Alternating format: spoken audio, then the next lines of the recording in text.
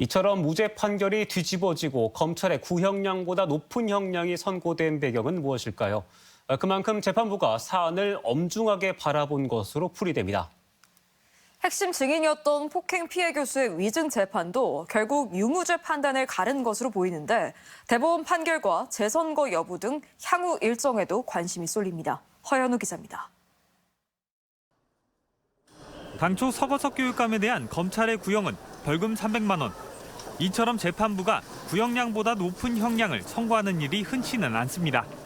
그만큼 사안을 엄중하게 바라봤다는 뜻인데 판결문을 보면 허위 사실을 공표한 방식이 사회관계망이었다는 점이 크게 작용한 것으로 보입니다. 대법원은 SNS 활용처럼 상대방이 다수이거나 전파성이 높은 경우 등을 양형기준상 가중 요소로 적용해 최소 벌금 500만 원의 높은 형량을 내리도록 하고 있습니다. 특히 민주주의의 근간이 되는 이런 공직선거에 관련된 거라든지 SNS로 인한 전파로서 피해가 훨씬 더 확대될 수 있는 범죄에 대해서는 엄단을 해서 이런 범죄를 방지하기 위한 목적으로 양형을 만든 겁니다. 폭행 피해자이자 핵심 증인인 이기재 교수가 위증 혐의로 징역 10개월을 선고받은 상황.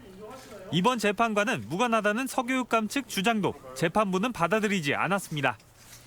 또한 형사처벌과 경제적 불이익을 감수하면서까지 허위 자백을 감행할 정도로 이 전 교수가 서거석 교육감에게 악감정을 가졌다고 이해하기 어렵다며 위증 경위를 서교육감의 폭행 사실을 입증하는 주요 근거로 삼았습니다. 서거석 교육감의 사위와 측근의 법정 증언을 통해 확인된 이규재 전 교수에 대한 회유 시도도 불리한 정상으로 참작돼 형량에 반영됐습니다. 공직선거법은 2심 선고 뒤 3개월 안에 대법원이 결론을 짓도록 강행 규정을 두고 있습니다. 늦어도 오는 8월까지 판결이 확정되고 벌금 100만 원 이상의 당선 무효형이 유지된다면 내년 지방선거보다 이른 10월 초 교육감 재선거가 치러질 전망입니다.